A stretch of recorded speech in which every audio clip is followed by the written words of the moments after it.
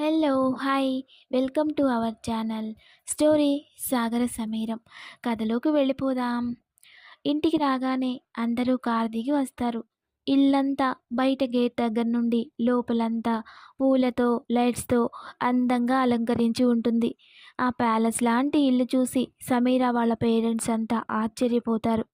వాకిట్లోకి రాగానే సమీరని, ఆర్యన్ని అక్కడే నిలబడుతుంది సిరి. ఆగండి, ఆగండి, మిమ్మల్ని అంత తేలిగ్గా ఇంట్లోకెలా రానిస్తాను అని హారతి పడుతుంది. అయిపోయాక రాబోతే అన్నయ్య ఆడపడుచు కట్నం ముందు పళ్ళెంలో పెట్టండి, అప్పుడు ఆలోచిస్తా అంటుంది సిరి.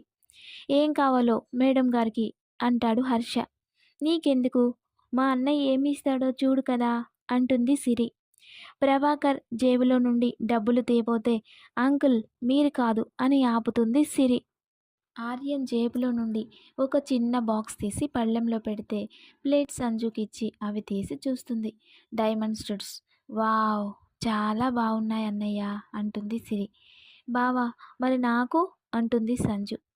సిరి అంటే ఆడపడిచే, నీకెందుకు అంటాడు సిద్ధు. ఆర్యన్ నవ్వుతూ ఇంకో బాక్స్ తీసి సంజుకి ఇస్తాడు. సరే ఇకనైనా లోపలికి రానియండి, నిలబడి నిలబడి కాళ్ళు లాగేస్తున్నాయి అంటాడు హర్ష. అంత తొందరగానా? పేర్లు చెప్పు నువ్వు. అన్నయ్య ముందు నువ్వు చెప్పు. నేను జాను వచ్చాం అంటాడు ఆర్యన్. అలా కాదు, సరిగ్గా చెప్పాలి అంటుంది సిరి. నేను నా భార్య సమీరా వచ్చాం అంటాడు. ఇప్పుడు నువ్వు సమీ అని సమీతో అంటుంది. నేను నా భర్త సాగర్ ఆర్యన్ వర్మ వచ్చాం అంటుంది సమీ. అప్పుడు జరుగుతారు. అక్కడ ఉన్న కలశాన్ని కుడికాలతో నెట్టి కుడికాలు ముందు పెట్టి రామ్మా ఇద్దరు కలిసి అంటారు వైజయంతి గారు. ఇద్దరూ కలిసి లోపలికి అడుగు పెడతారు. లోపలికి రాగానే చాలామంది ఉంటారు. సమీ కొంచెం టెన్షన్ పడుతుంది. అది గమనించిన ఆర్యన్ సమీ చేయి పట్టుకుంటాడు. సమీ వాళ్ళ పేరెంట్స్ని వైజయంతి గారు దగ్గరుండి మరీ తీసుకెళ్ళి హాల్లో కూర్చోబెడతారు. ఇల్లంతా లోపల చాలా అందంగా అలంకరణతో మెరిసిపోతూ ఉంటుంది. సమీరా, దేవుడి గదిలో దీపం పెట్టమ్మా. మంజుల, సిరి తీసుకువెళ్ళండి. ఆర్యన్ నువ్వు కూడా అంటారు వైజయంతి గారు. సమీ దేవుడికి దీపం పెట్టి నమస్కారం చేస్తుంది. ఆర్యన్ కూడా నమస్కారం చేస్తాడు.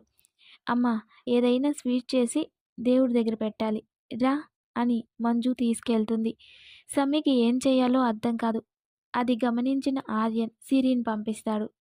సిరి డైరెక్షన్లో పాయసం చేసి దేవుడి దగ్గర పెడుతుంది.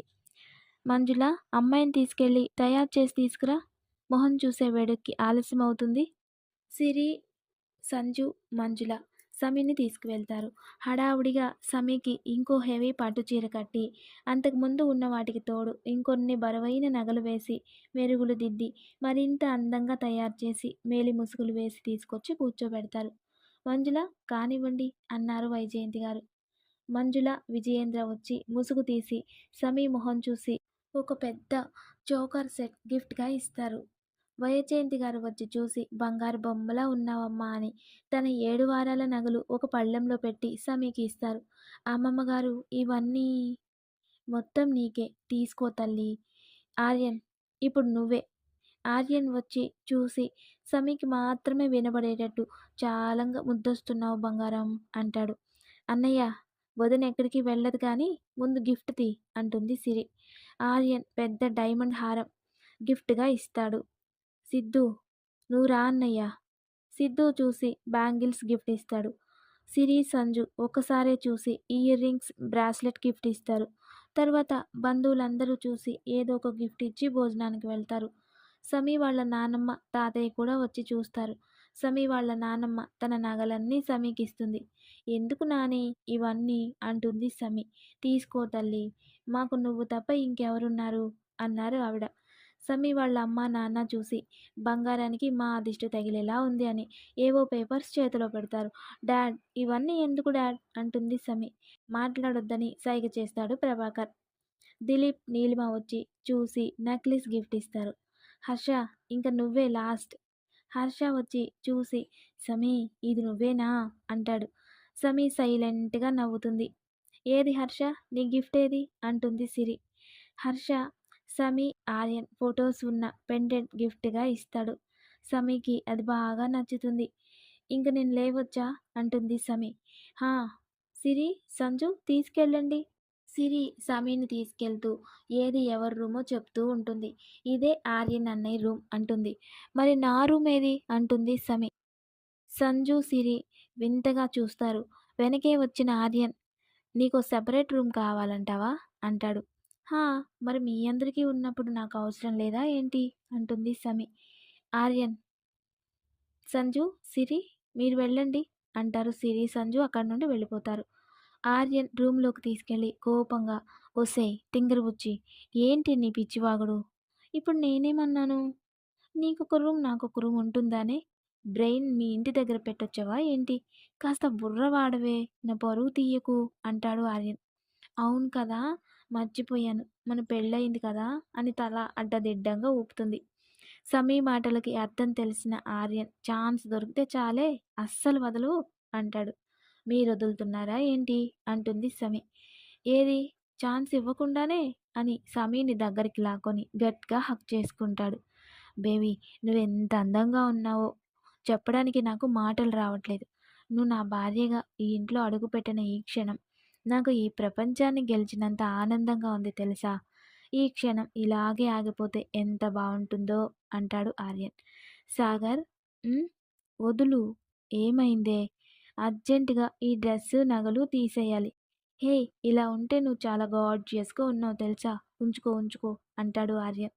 అమ్మో, నా వల్ల కాదు ఇంత హెవీ బట్టలు, ఇంత బరువున్న నగలు, నో నో అంటుంది సమీ. నన్నేమన్నా హెల్ప్ చేయమంటావా అంటాడు నవ్వుతూ. ఏం అవసరం లేదు అంటుంది సమీ. తలుపు చప్పుడవుతుంది. ఆర్యన్ డోర్ తీస్తాడు. సమీరా, నువ్వు ఇక్కడున్నావా?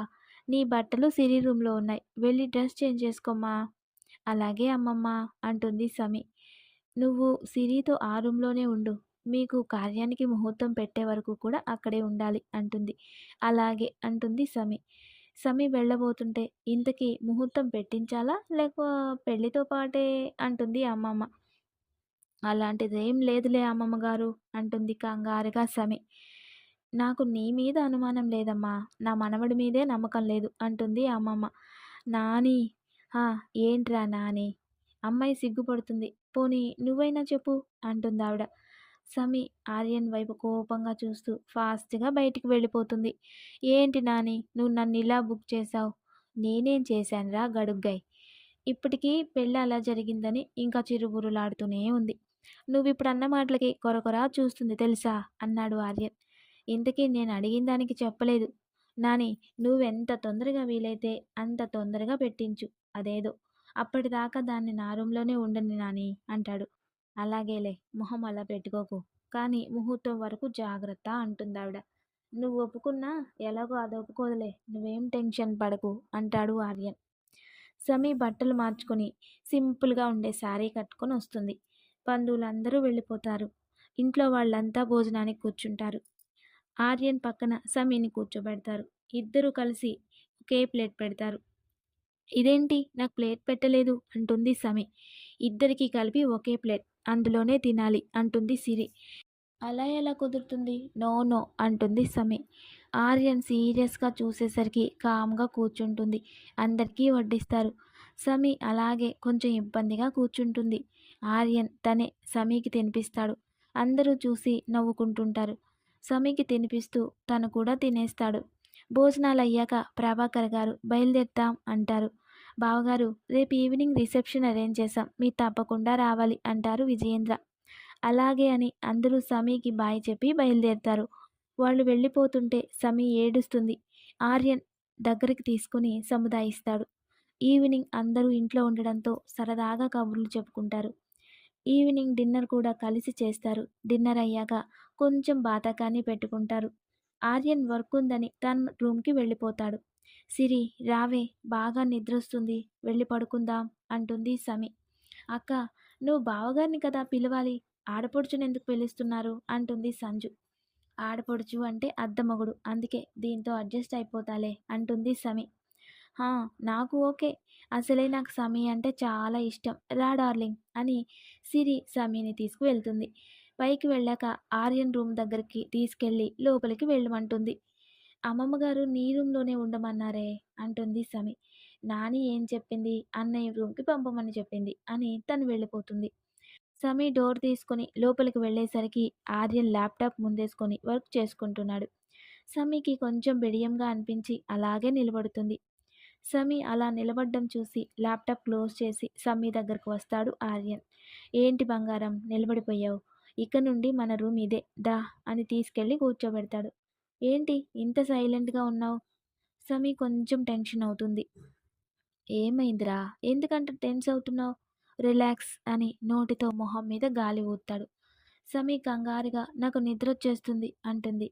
సమీ ఫీలింగ్స్ అర్థమై నవ్వుకొని ఆర్యన్ తను పడుకొని సమీని తన గుండెలపై పడుకోబెట్టుకుంటాడు.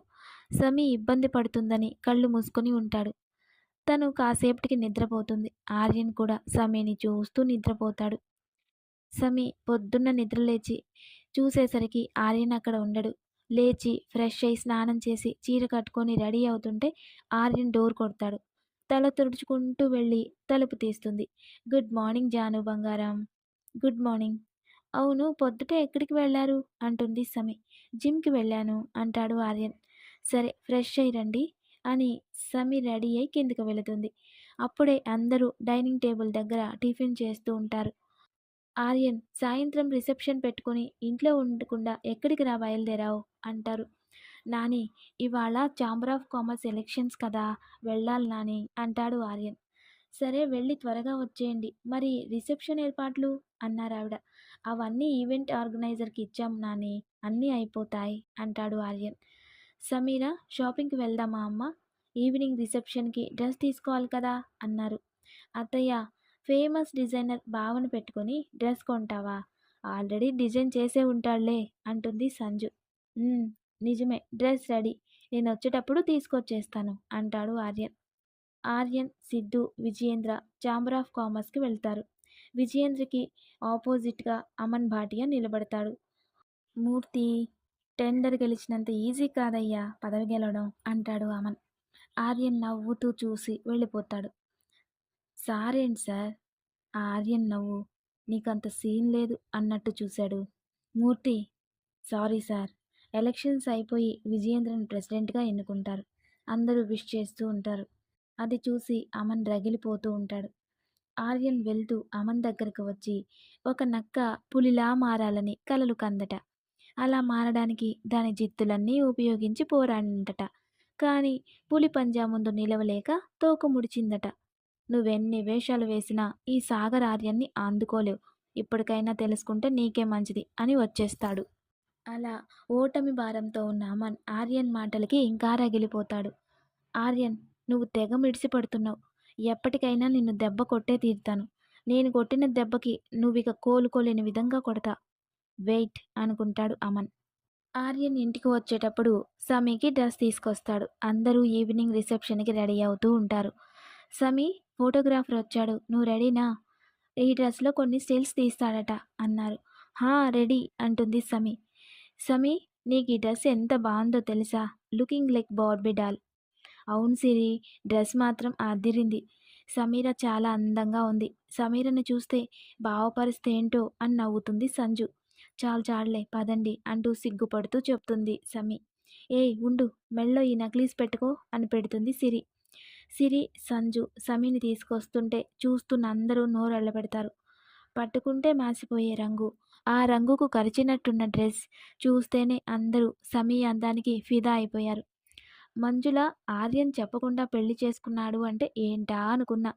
అమ్మాయి తప్పిపోయి నేలపై దిగి వచ్చిన దేవకన్యలా ఉంది అంటుంది రిసెప్షన్కి వచ్చిన బంధువులలో ఒక ఆమె. అవును వదిన మా ఆర్యనికి సరైన జోడి అని సమీర్ అని ముద్దు పెట్టుకుంటుంది మంజుల. అప్పుడే అక్కడికి వచ్చిన సమీ హర్ష వాళ్ళ పేరెంట్స్ సమీని అలా దగ్గరకు తీయడం చూసి చాలా ఆనందపడిపోతారు. మంజు ఆర్యని కూడా రమ్మను టైం అవుతుంది. ఉండుమా నేను వెళ్ళి తీసుకొస్తాను అంటుంది సిరి. అన్నయ్య ఏంటి మీరు ఇక్కడ మీటింగ్ పెట్టారు? కింద అందరూ రమ్మంటున్నారు. "ఆ, మరి జాను ఆల్రెడీ కింద ఉంది పద పద అని చెయ్యి పట్టుకొని తీసుకువెళ్తుంది. బ్లాక్ కలర్ సూట్లో స్టైలిష్గా మెరిసిపోతున్న ఆర్యన్ని చూసి సమీ ఫ్లాట్ అయిపోతుంది. అంతా కలిసి పార్టీకి వెళ్తారు. విజయేంద్ర మైక్ తీసుకుని hi everyone, good evening all. ఈరోజు మా పెద్దబ్బాయి ఆర్యన్కి మ్యారేజ్ అయిన సందర్భంగా ఈ రిసెప్షన్ అరేంజ్ చేశాం.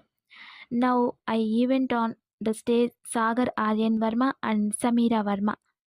ఆర్యన్ వచ్చి సమీకి చెయ్యి ఇస్తాడు. సమీ ఆర్యన్ చేతిలో చెయ్యి వేస్తుంది. ఆర్యన్ చెయ్యి పట్టుకొని స్టేజ్ మీదకి వెళ్తాడు. కెమెరాలు క్లిక్మంటున్నాయి. వచ్చిన వాళ్ళంతా వచ్చి ఆర్యన్ని, సమీరాని విష్ చేస్తున్నారు.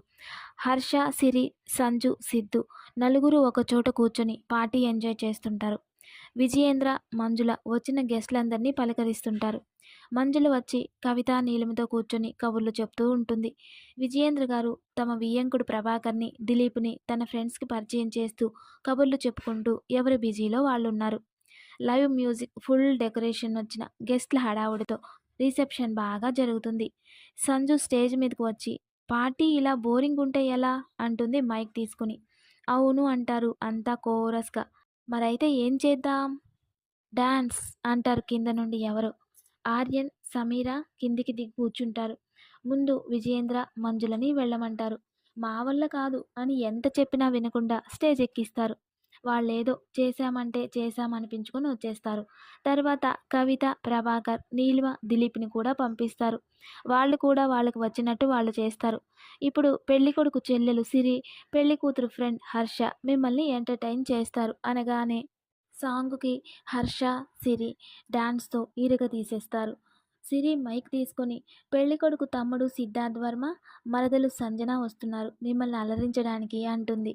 ఆ తర్వాత ఇప్పుడు మనందరి ముందుకు వస్తున్నారు మన love birds Aryan and Sameera అనగానే పాట లిరిక్స్కి లీనమై ఎక్స్ప్రెషన్తో చేసిన పర్ఫార్మెన్స్కి అందరూ మెస్మరైజ్ అవుతారు. సాంగ్లో లీనమై ఒకరిని ఒకరు హక్ చేసుకుని కళ్ళు మూసుకొని అలాగే ఉండిపోయిన ఆర్యన్, సమీర అందరి చప్పట్లతో తేరుకొని దూరం జరుగుతారు. ఇక అందరూ డిన్నర్ చేసి ఎవరి రూమ్కి వాళ్ళు వెళ్ళిపోతారు. సమీ డ్రెస్ చేంజ్ చేసుకుని వచ్చి సీరియస్గా ఫేస్ పెట్టి సైలెంట్గా పడుకుంటుంది. ఆర్యన్ కూడా ఫ్రెష్ అయ్యి వచ్చి సీరియస్గా ఉండడం చూసి వెనుక నుండి హక్ చేసుకుని, జాను ఎందుకే అంత కోపం? ఓ, మీకు నా కోపం కనిపిస్తుందా? సమీని తన వైపుకు తిప్పుకొని కళ్ళల్లోకి చూస్తూ, నువ్వు తప్ప నాకెళ్ళకి ఇంకేం కనిపించట్లేదు జాను బంగారం. ఏం కాదు, నిన్నసలు చూస్తేనే కదా కనీసం డ్రెస్ ఎలా ఉందో కూడా చెప్పలేదు అంటుంది సమీ. ఆ నింగిలోని అందాల జాబిలి నా కళ్ళ ముందు నిలుచుందేమో అన్నంత అందంగా ఉన్నావు బంగారం. ఆ పూల రెక్కలు ప్రాణం పోసుకొని పోత పోసిన బొమ్మలా ఉన్నావు జాను. నీ రూపంతో నా మనసు కలలు నిండిపోయాయి. లవ్ యూ రా జాను బంగారం అని దగ్గరికి తీసుకుంటాడు. ఆనందంగా ఆర్యన్ గుండెల్లో ఒదిగిపోతుంది సమీ. అమర్, ఏంట్రా అంత చిరాగ్గా ఉన్నావు అని అడుగుతాడు అమర్ ఫ్రెండ్. అమర్ తన ఫోన్లో ఆర్యన్, సమీర రిసెప్షన్ ఫొటోస్ చూపించి, నన్ను వెధవని చేసి అక్కడ వాళ్ళు సంతోషంగా సంబరాలు చేసుకుంటున్నారా అంటాడు. అమర్, ఎందుకురా ఆర్యన్తో పెట్టుకోవడం, అంత మంచిది కాదురా అంటాడు. రేయ్, ఏంట్రా నువ్వు కూడా మా డాడ్లా మాట్లాడుతున్నావు? నీకు తెలుసు కదా ఈ అమర్ అంటే ఏంటో, తెలుసు కదా అంటాడు. అమర్, ప్లీజ్ రా, ఆ ఆర్యన్ మామూలోడు కాదు, వాడు పెళ్ళాం జోలికి వెళ్తే పాతేస్తాడ్రా. అమర్ కోపంగా ఫ్రెండ్ కాలర్ పట్టుకొని చచ్చినా సరే వాళ్ళని కలిసి బతకనివ్వను అని అక్కడి నుండి వెళ్ళిపోతాడు. ఆఫీస్ నుండి జెంట్స్ అంతా రాగానే లేడీస్ కూడా కూర్చొని మీటింగ్ పెడతారు. మంజు, పిల్లల్ని మన ఊరికి తీసుకెళ్ళి మన కులదైవం పూజ చేయిస్తే మన పని పూర్తయిపోతుంది. అవునత్తయ్యా, మరి లేట్ ఎందుకు, వెంటనే అది కూడా జరిపిస్తే పోలా అంటాడు విజయేంద్ర. రేపొద్దుటే అందరం బయలుదేరి వెళ్ళి అక్కడంతా పూర్తి చేసుకొద్దాం. మంజు, నువ్వు సమీరా వాళ్ళ అమ్మ వాళ్ళకి చెప్పు, అక్కడికి అందరం కలిసి వెళదాం. వాళ్ళు మన మెహల్ చూసినట్టు కూడా ఉంటుంది. అలాగే అత్తయ్య, ఇప్పుడే చెప్తాను అని ఫోన్ చేసి చెప్తుంది. వాళ్ళు సరే అంటారు. పొద్దుటే బయలుదేరాలి, అందరూ తిని త్వరగా పడుకోండి, లగేజ్ కూడా సర్దుకోండి. సంజు, సిరి తెలుసు కదా, పద్ధతైన బట్టలు పెట్టుకోండి. సమీరా, నువ్వు కూడా అక్కడ అన్ని చీరలు పెట్టుకోమ్మా. ఆర్యన్, జాగ్రత్తగా చూడు అంటారు వైజయంతి గారు. మంజు, నేను మర్చిపోయాను, నువ్వైనా చూడాలి కదా. ఏంటత్తయ్య, నల్లపూసలు తాడు వెయ్యాలి కదా. అవును కదా, హడావుల్లో మర్చిపోయాను అత్తయ్య. రేపు అక్కడికి వెళ్ళగానే ముందు సమీరాని తీసుకెళ్ళి అవి తీసుకో, అక్కడ ఎవరన్నా చూస్తే బాగోదు. అలాగే అత్తయ్య అంటుంది మంజుల. అవసరం లేదు, అవన్నీ నేను ఎప్పుడో తీసుకున్నా అంటాడు ఆర్యన్. ఆశ్చర్యంగా, నువ్వు తీసుకున్నావా అని అందరూ ఆర్యన్ వంక చూస్తారు. ఆర్యన్ సైలెంట్గా ఉండిపోతాడు. సరే, త్వరగా కానివ్వండి, పొద్దుటే వెళ్ళాలి. అందరూ సరే అని తినేసి వెళ్ళిపోతారు. సమీ రూమ్లో కూర్చొని బట్టలు సర్దుతూ ఉంటుంది. ఏంటవి జాను అంటాడు ఆర్యన్. చీరలు, అమ్మమ్మగారు అన్నీ చీరలే పెట్టుకోమన్నారు కదా, నాకున్నవి అన్నీ పెట్టుకుంటున్నా అంటుంది సమి. ఆర్యన్ ఒక కబోర్డ్ ఓపెన్ చేసి చీరలు, నగలు తెచ్చి బెడ్ మీద పెట్టి ఇవన్నీ పెట్టుకో అంటాడు. ఇవన్నీ ఎక్కడివి? నీకోసమే తెచ్చాను. అక్కడ నా బట్టలు కూడా ఉన్నాయి. చూసి పెట్టేయ్. సరే అంటుంది సమి. సాగర్ "ఉమ్, నిన్నొకటి అడగనా?" "హా, అడుగు." "నల్లపూసలు అవి ఎప్పుడు తీసుకున్నావు?" "అవ్వా, నువ్వు గుళ్ళో నన్ను తిట్టుకున్నావు చూడు, ఆ రోజే తీసుకున్నా." "అంటే గుళ్ళో మీరు కూడా ఉన్నారా?"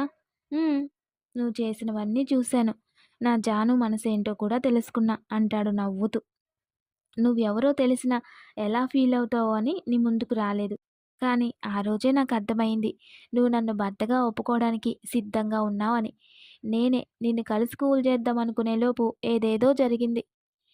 ఏదైనా ఫైనల్‌గా నా జాను బంగారం నాకు దక్కింది. ఐయామ్ సో హ్యాపీ" అంటాడు ఆర్యన్. సమీర మనసులో అన్నీ తెలిసే నాతో ఆడుకున్నాడు. మామూలోడు కాదు బాబోయ్ అనుకుంటుంది. సమీర ఫ్యామిలీ, ఆర్యన్ ఫ్యామిలీ అంతా కలిసి ఆర్యన్ సొంత ఊరు సింహపురి బయలుదేరతారు. సాయంత్రానికి అందరూ చేరుకుంటారు. రాత్రి బాగా అలసిపోవడంతో తిని అందరూ పడుకుంటారు. ఆదమర్చి నిద్రపోతున్న సమీని పొద్దుటే 4:30కు లేపుతాడు ఆర్యన్.